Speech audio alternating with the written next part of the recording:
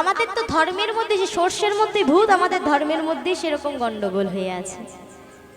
তুমি একটা ইসলামদের একটা বাচ্চাকে দেখবে, মুসলিমদের একটা বাচ্চাকে দেখবে, সে যদি ছোটবেলা থেকে লুঙ্গি পরে, মাথায় তাদের যে টুপি পরে, সেগুলো যদি সে পরে, দেখবে তাদের কিন্তু কেউ পেছনে লাগে না, বরং উৎসাহ দেয়, বাহ ভালো করেছিস, আল্লাহ তোর ভালো করবে। কিন্তু আমাদের ধর্মে তুমি একটা বাচ্চা ছেলেকে গলায় মালা পরাও, একটু ধুতি পরিয়ে দাও, তাকে ট্রোল করে করে সবাই শেষ করে দেবে পাড়া প্রতিবেশী। আবার কিছু কিছু জন কি বলবে, ইমা এখন থেকেই গলায় মালা দিয়ে দিয়েছেন, এখন থেকেই তিলকান্নিক করছে, এসব কি করছেন, এইটা কি বয়স হলো? তাহলে বাবা বয়সটা কখন? আমাদের ধর্মের এইটাই তো ভুল ভ্রান্তি। ওমা বয়সটা কখন? বয়সটা কিন্তু ওইটাই, বৃদ্ধ বয়সে কখনো ভজন হয় না। ভগবানকে বাবা কুড়ির ফুলও দেওয়া যায় না, আবার ঝরে পড়া ফুলও দেওয়া যায় না, দেওয়া হয় কোনটা? সত্য ফোটা তাজা ফুলটা। আর তাজা ফুল কখন হয়? মানুষ যখন যৌবনে পদার্পণ করে, অর্থাৎ বাল্য থেকে যৌবনকাল, এটাই হচ্ছে ভগবান আরাধনার প্রধান সময়, এরপরে আর হয় না। কেন বলবে বাবা 40 থেকে 50 খুব জোর 60, তারপরে তো যাবে দাঁতগুলোই সব পড়ে, আর দাঁতগুলোই যদি পড়ে যায় তখন কি আর হরিবোল হবে? তখন তো জিভে আর তালুতে মিশে গিয়ে সব হবিবোল হয়ে যাবে, নাকি বলো বাবা? তা হবিবোল করার আগে আমাদেরকে হরিবোল বলতে শিখতে হবে। রাধে, সেই জন্য মাগো আগে আমাদের নিজেদের ধর্মটাকে ঠিক করতে হবে, তবে অন্য ধর্মের পেছনে লাগতে হবে। তারা আর যাই করুক নিজেদের ধর্মটাকে বজায় রাখার চেষ্টা করে, আর আমরা আর বাকি সব করি নিজেদের ধর্মটাকেই জলাঞ্জলি দিয়ে দিই। হরি বল, হরি বল। তাই এই জিনিসগুলো কিছু বলা দরকার, এগুলো জীব শিক্ষা। এইগুলো ঠিক না হলে বাবা তাহলে শাস্ত্র পড়েও লাভ হবে না, গীতা পাঠ করেও লাভ হবে না, এত প্রবচন শুনেও লাভ হবে না। যদি জীবনে কাজেই না লাগাতে পারলাম, এক কানে শুনলাম আরেক কানে বার করে দিলাম, তাহলে রেজাল্ট জিরো। আমার বলাও বেকার, তোমাদের শোনাও বেকার। হরি বল। তাই জন্য দেখো মায়েরা, এই যে আমি বললাম যে আমাদের ধর্মটা শ্রেষ্ঠ ধর্ম, বিশ্বের দরবারেও কিন্তু এটা প্রমাণ হয়েছিল যে সনাতন ধর্ম শ্রেষ্ঠ ধর্ম। সনাতন ধর্ম শ্রেষ্ঠ ধর্ম যখন বিশ্বের দরবারে সম্মেলনে প্রমাণ করেছিলেন ডক্টর মহানম্রত ব্রহ্মচারী, তখন ওনাকে এক মহিলা প্রশ্ন করেছিল, বিদেশি, তিনি বিদেশিনী, প্রশ্ন করেছিলেন ইংলিশে। ইংলিশে কি প্রশ্ন করেছিলেন? যে তোমরা নিজেদের ধর্মের বড়াই করো, তোমরা তো উলঙ্গ দেবীর পুজো করো, তোমরা আবার তোমাদের ধর্মকে শ্রেষ্ঠ বলো? যেখানে নারীদেরই সম্মান নেই, সেই ধর্ম আবার কি শ্রেষ্ঠ ধর্ম? ওমা কাকে উদাহরণ দিল? দুর্গা তো খুব সুন্দর শাড়ি পরে থাকে, লক্ষ্মীও শাড়ি পরে থাকে, তাহলে উলঙ্গ দেবী কে মা? সামনেই যার পুজো আসছে, আমাদের জগৎ জননী মা কালী। দেবী কালী তিনি উলঙ্গিনী, তার 4 হাত, এক হাতে খড়গ, এক হাতে মুন্ড, এক হাতে অভয় মুদ্রা, আর এক হাতে বড় মুদ্রা। হরি বল। তা মাগো এই যে 4 হাত নিয়ে আমার মা দাঁড়িয়ে আছে, তার একটা পরনে কাপড় জোটেনি, তার কি এতই অভাব ছিল? সে চাইলে কি কাপড় পরতে পারতো না বাবা? মহানম্রত ব্রহ্মচারী উদাহরণ স্বরূপ বলছে, ওরে এই জন্যই তো আমাদের ধর্ম শ্রেষ্ঠ। বলে কেন? তোদের ধর্মের যারা আরাধ্য, তারা তো তোদেরকে একবার উদ্ধার করে দিয়ে নিজেরা সব চলে গেছে, কিন্তু আমাদের ধর্মের আমাদের মা আগেও লড়াই করেছে, এখনো লড়াই করছে, এবং পরবর্তীতেও লড়াই করবে। রাস্তায় যদি বাবা এক মার ছেলে হেঁটে যাচ্ছে, লুটেরা যদি ছেলেকে মায়ের থেকে নিয়ে পড়ে চলে যেতে যায়, মা তখন ছেলের হাতটা ধরে ছেলেকে বাঁচাবে নাকি নিজের শাড়ি সামলাবে? মায়েরা বলো। হরি বল, হরি বল। আগে ছেলেকে বাঁচাবে না নিজের লজ্জা নিবারণ করবে? মা সব ফেলে আগে নিজের ছেলেকে বাঁচাবে। তেমনি আমার জগৎ জননী মা, তিনি যেমন সেই সময় যুদ্ধ করেছিলেন অসুরদের সঙ্গে, রক্তবীজ বড় বড় যারা অসুর ছিল, যাদেরকে কেউ মারতে পারতো না, অসুর দলনী হয়ে আমার মা একা হাতে রণক্ষেত্রে বধ করেছিলেন, এমনকি মুন্ড ছেদ করে রক্ত পান করেছিলেন। তা মাগো, এই যে মা তখন যে অসুরকে হত্যা করেছিল, আজও কিন্তু মা লড়াই করে যাচ্ছে অসুরদের সঙ্গে। এখন আর বাবা রক্তবীজ, মধুকৈটব, মহিষাসুর এইসব অসুর নাই থাকতে পারে, কিন্তু আমাদের দেহের মধ্যে অনবরত অসুররা রয়ে যাচ্ছে এবং যুদ্ধ কিন্তু চলছে। কি অসুর? ষড়রিপুরূপী অসুর। কাম, ক্রোধ, লোভ, মোহ, মদ, মাশ্চর্য, এই 6 রিপু রূপী অসুর আমাদেরকে সদাই আক্রমণ করছে। আর আমার জগৎ জননী মা সেই খড়গ হাতে এখনো আমাদের দেহের এই অসুরদের বিনাশ করে চলেছে, যে কারণে তার আর শাড়ি গায়ে তোলার সময় হয়নি। নিতাই গৌর হরি বল। এইবার একটু বলি বাবা, তা মাগো, আজকে যখনই কালো পাথর মাথায় করে আমার গোবিন্দ চলে আসছে, এমন সময় পেছন থেকে একটা বাচ্চা ছেলে তাকে ডেকে বলছে, শোনো না ঠাকুর মশাই, তুমি যে পাথরটা নিয়ে যাচ্ছ সেই পাথরটা কৃষ্ণশিলা, তাই আমি এই কৃষ্ণশিলা দিয়ে তোমায় একটা সুন্দর বিগ্রহ তৈরি করে দেব, তুমি এই বিগ্রহ নিয়ে সেবা করবে।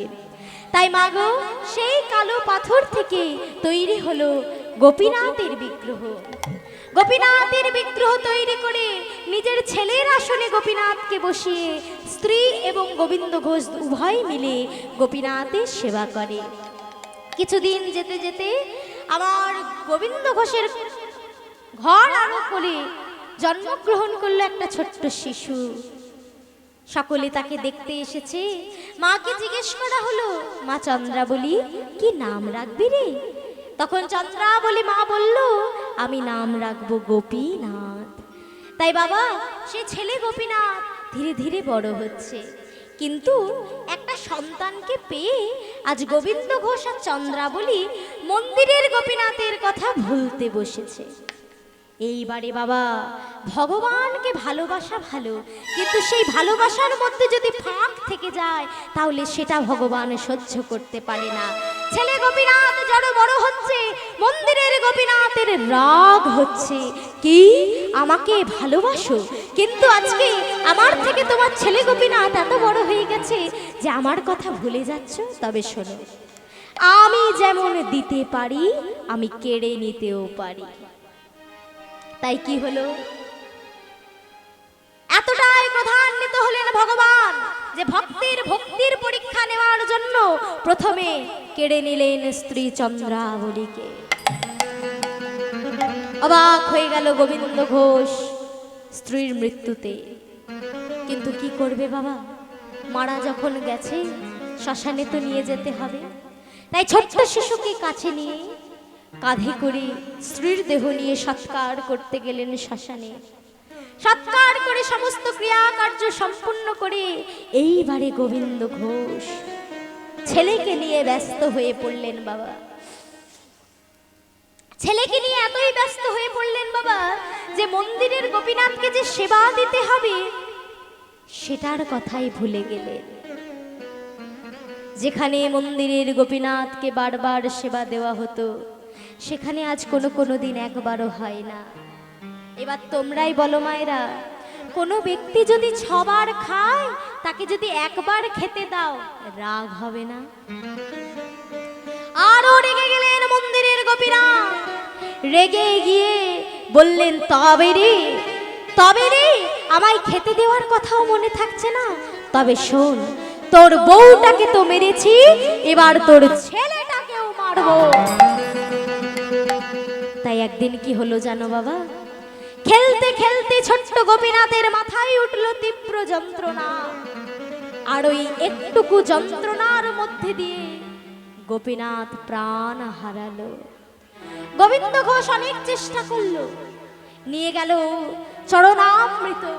সেই চরণামৃত যেই না পান করাতে গেল, চিৎকার করে করে ডাকছে, গোপীনাথ, গোপীনাথ, এই গোপীনাথ, খেয়ে নে বাবা, চরণামৃতটা খেয়ে নে। ওঠ গোপীনাথ, ওঠ, এই দেখ, এই যে আমার গোপীনাথের চরণামৃত। ওঠ বাবা, ওঠ, খেয়ে নে, ওঠ। মাগো, একটা কথা আছে না, বিপদে না পড়লে ভগবানকে মনে পড়ে না। তাই যখন আজকে ছেলেকে হারিয়েছে, তখন গোবিন্দের ভগবানের কথা মনে পড়েছে। কিন্তু না, ভগবানের পরীক্ষা খুব কঠোর পরীক্ষা। কেড়ে নিলেন পুত্র গোপীনাথকে। সেই দিন থেকে অন্তর পাথর হয়ে গেল গোবিন্দ ঘোষের।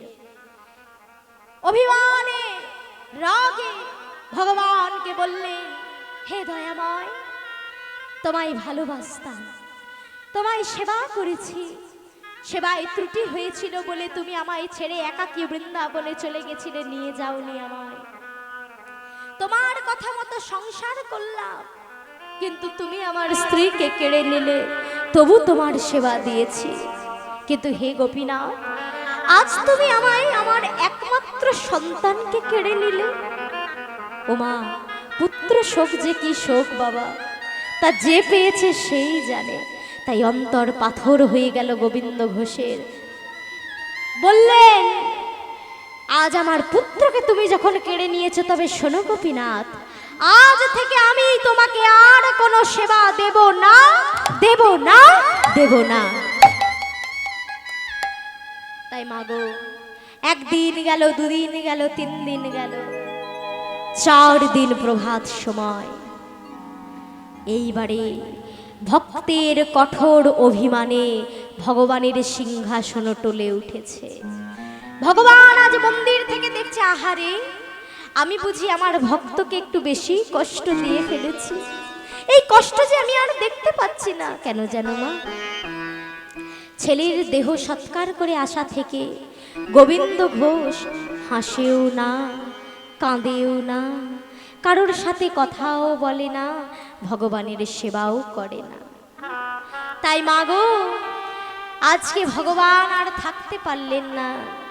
4 দিন প্রভাতকালে দরজার সামনে এসে কে যেন ডাকছে, বাবা,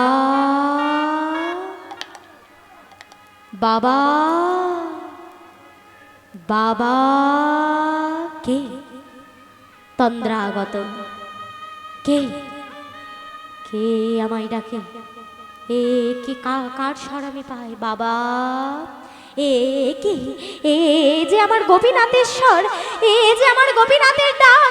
তবে কি আমার গোপীনাথ আমার কাছে এসেছে? আমি জানতাম আমার ছেলে আমায় ছেড়ে যেতে পারে না। গোপীনাথ, আরেকবার ডাক, আরেকবার বাবা বলে ডাক, গোপীনাথ, বাবা। থাকতে পারলেন না গোবিন্দ ঘোষ, ছুটে গিয়ে দরজা খুললেন। কোথায়, কোথায় আমার গোপীনাথ? কই? চারিদিকে খুঁজতে লাগলেন, কোথাও গোপীনাথ নেই। কে তবে ডাকলে বাবা? দরজা খুলে দেখলো, ঘড়ির সামনে দরজার বাইরে দাঁড়িয়ে আছে ত্রিভঙ্গ বঙ্কিমঠাম আমার নবঘন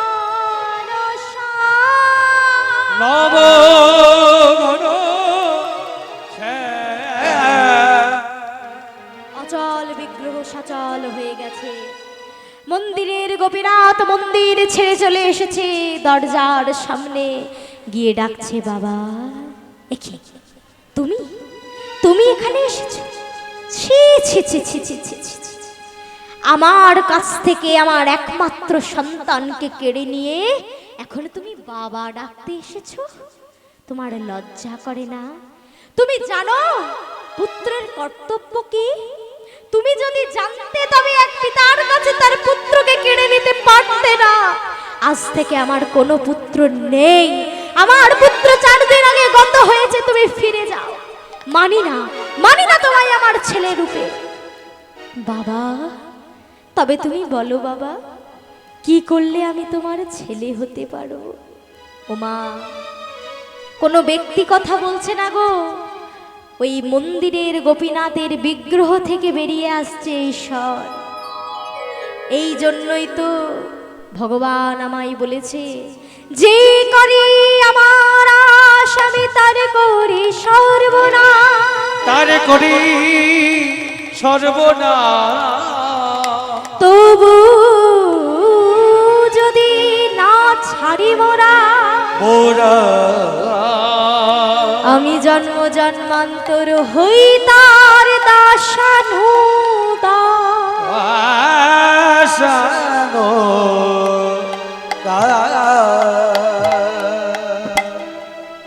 দাস যেমন মালিকের চাকরের মতো কাজ করে, চাকর যেমন বলে বলো প্রভু কি করতে হবে, তোমার সব কাজ করব, তদ্রূপ আজ ভগবান ভক্তের দ্বারে এসে বলছে বলো বলো কি করতে হবে, যা করলে আমি তোমার ছেলে হতে পারবো।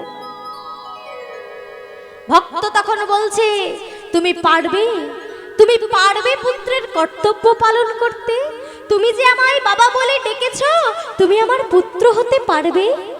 তুমি জানো পুত্রের কর্তব্য কি?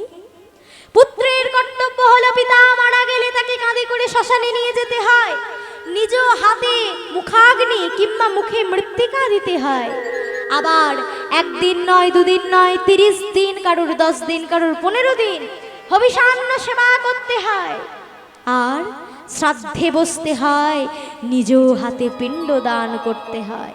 তুমি পারবে, তুমি পারবে এই সমস্ত কার্য করতে?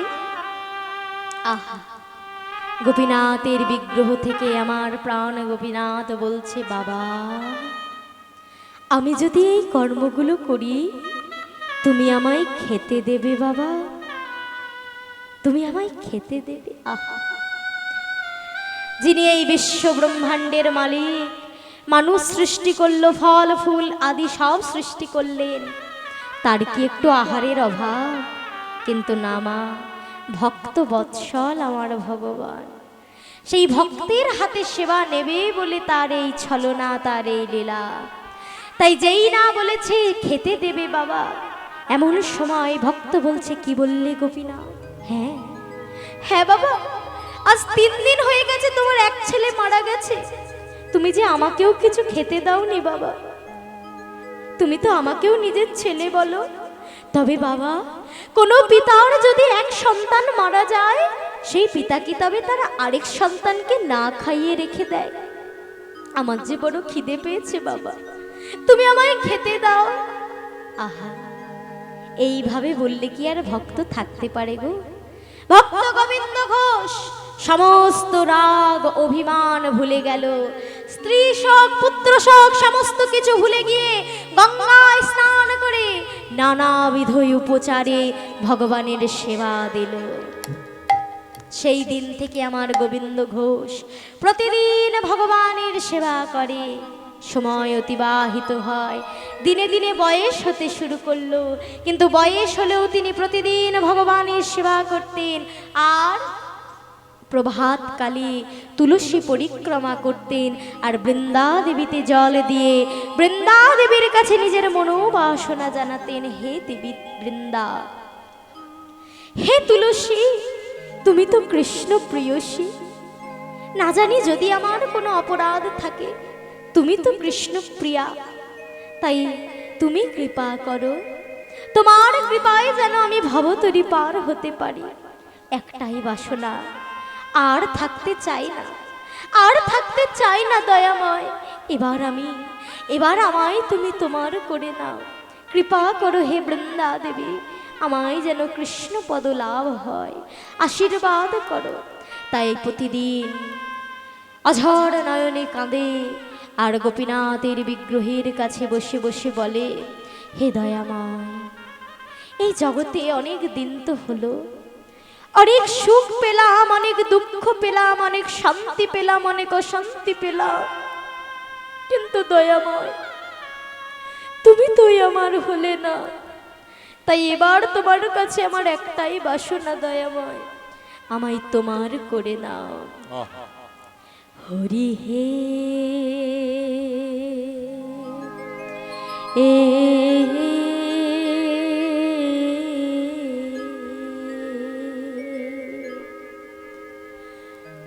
বলো সেদিন কবে হবে? হটে হে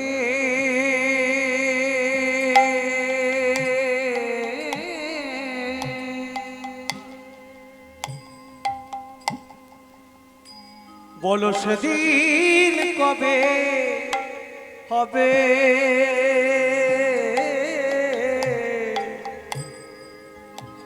হরি হে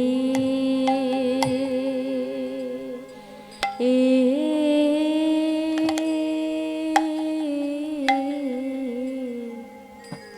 বলো বলো সেদিন কবে হবে? দয়াময় তোমার আশার আশে আমি রইলাম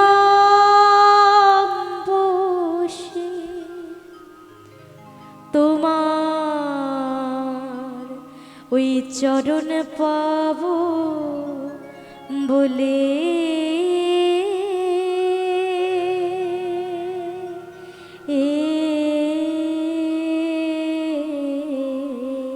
হটে হে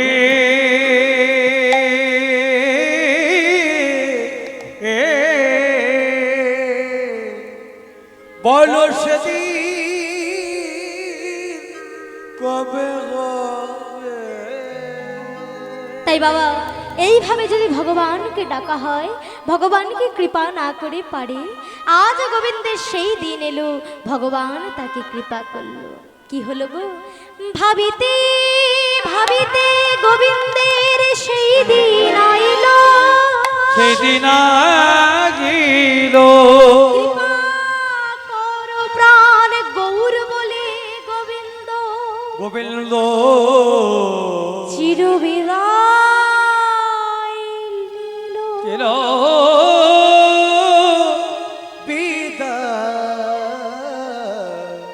লইল। যখন গোবিন্দই আমার দেহ রাখলেন, একা মানুষ তো বাবা, খবরটা ছড়াতে একটু সময় লাগলো। যখন পাড়া প্রতিবেশী সকলে এলো, দেহ যখন বাইরে শ্মশানে নিয়ে যেতে হবে, এমন সময় একটা বাচ্চা ছেলে কোথা থেকে চলে এলো, এসে বলছে, শুনছো শুনছো, শুনলাম নাকি ঠাকুর মশাই দেহ রেখেছে, তা তোমরা যদি আমায় অনুমতি দাও, আমি তবে ঠাকুর মশাইয়ের দেহ কাঁধে করে শ্মশানে নিয়ে যেতে পারি। আহারে, বেশ, তুই যখন বলেছিস, ঠাকুর মশাইয়ের তো আপন বলতে কেউ নাই, তবে তুই নিয়ে যা। তাই মাগো, সেই ছেলে কাঁধে করে শ্মশানে নিয়ে গেল, এমনকি নিজ হাতে সমাধিস্থ করলো। এরপরে ঘটলো একটা আশ্চর্য ঘটনা। আজ যে লীলাটা তোমরা শুনছো বাবা, সেই লীলাটা একেবারে সত্য ঘটনা, কোনো বানানো গল্প নয়। এই লীলা ঘটেছিল পূর্ব বর্ধমানের কাটোয়ার সন্নিকটে অগ্রদ্বীপ গ্রামে। এই বিগ্রহ, গোপীনাথের বিগ্রহ, গোবিন্দ ঘোষের সেবিত বিগ্রহ এখনো অগ্রদ্বীপে রয়েছে। তাই এই যে ঘটনা শুনছো, এই একেবারে সত্য ঘটনা। আজ কি হয়েছে মা, সকল গ্রামবাসী ঠিক করেছে যে গোবিন্দ ঘোষের সেবিত বিগ্রহকে তার উপবাসে রাখা যায় না। ঠাকুর মশাই যখন নেই, এক পুরোহিত তুমি সেবা দেবে। পুরোহিত যখন সকালবেলা সেবা দিতে যায়, হঠাৎ করে দৈববাণী হয়, ঠাকুর মশাই, ঠাকুর মশাই, তুমি জানো না ঠাকুর মশাই, গতকাল আমার বাবা মারা গেছে, এই সব নানাবিধ উপচারে আমার পুজো হবে না। যদি আমায় সেবা দিতে হয়, তবে সন্ধ্যাবেলা একটু হবিষান্ন এনে আমায় দেবে। আর শোনো ঠাকুর মশাই, আমার এই সুন্দর সুন্দর সাজ পোশাক খুলে ফেলে দাও, একটা সাদা ধুতি আর কাছা আমায় পরিয়ে দাও, আমি তাতেই সন্তুষ্ট হব। মাগো, একদিন নয়, দুদিন নয়, 30 দিন ভগবান হবিষান্ন সেবা করেছিলেন, সাদা ধুতি কাছা পরিধান করেছিলেন। এইবার যেদিন শ্রাদ্ধ হবে, সেই দিন আবার সেই ছোট্ট কালো ছেলেটা কোথা থেকে চলে এসেছে, শুনছো? আমি তবে শ্রাদ্ধে বসি। বেশ, তুই তোর ছেলের বয়সী, তবে তুই শ্রাদ্ধে বস। সেই কালো ছেলে আজকে নিজের হাতে শ্রাদ্ধ করছে। এইবার যখন পিণ্ডদান হবে, পিণ্ডটা হাতে নিয়ে সেই কালো ছেলেটা বলছে, বাবা তুমি দেখছো তো বাবা, আমি তোমায় বলেছিলাম বাবা, তুমি যদি আমায় খেতে দাও আমি তোমার পুত্রের কর্তব্য পালন করব। এই দেখো বাবা, আমি নিজের কাঁধে করে তোমার দেহ শ্মশানে নিয়ে গেছি, আমি নিজে তোমার দেহ সৎকার করেছি, আমি নিজে এখন তোমার শ্রাদ্ধ করে তোমার পিণ্ড দান করছি, তুমি গ্রহণ করো বাবা। ও মা, বুঝতে পারলে? স্বয়ং ভগবান সেই যে কথা দিয়েছিল পুত্রের কর্তব্য পালন করবে, তাই আজ সেই ভগবান ঠিক গোপীনাথের যে বয়স হতো সেই বয়সেরই একটা ছেলের রূপ ধারণ করে কর্তব্য পালন করলো, পুত্রের পিণ্ডদান করলো গোবিন্দ ঘোষের।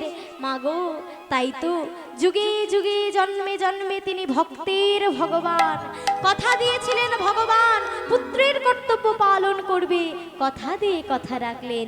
তাই আজকে আমরা এই পুত্ররূপে ভগবান লীলাটি শ্রবণ করলাম, আর এটা শ্রবণ করে আমরাও সকলে মিলে বলবো, কি বলবো গো? আমরাও সকলে মিলে আজ গাইব, যুগে যুগে তিনি এসেছেন ধরা, রাখিতে ভক্তের মা, যুগে যুগে তিনি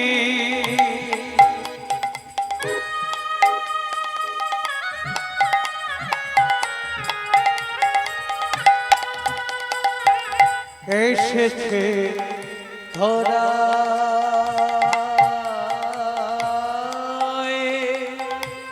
রাখিতে ভক্তের মা, ভক্তি ডোরে বাধা যে তিনি, ভক্ত চরে বাধা যে তিনি, ভক্তি ডোরে বাধা যে তিনি, আগো ভক্তি ডরে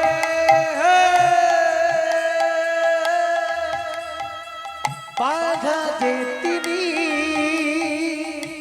পুত্র রূপে ভগবান, পুত্র রূপে ভগবান, যুগে যুগে হৃদয় মোর হরিবল। এসেছে ধরা, রাখিতে ভক্তে মা, আন রাখিতে ভক্তের মা, রাখিতে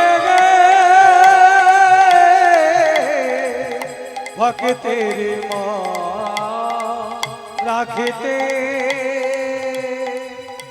ভক্তের মা। তাই পুত্ররূপে ভগবান লীলাটি এইখানেই ভক্তির সঙ্গে ভগবানের মিলনে রইল।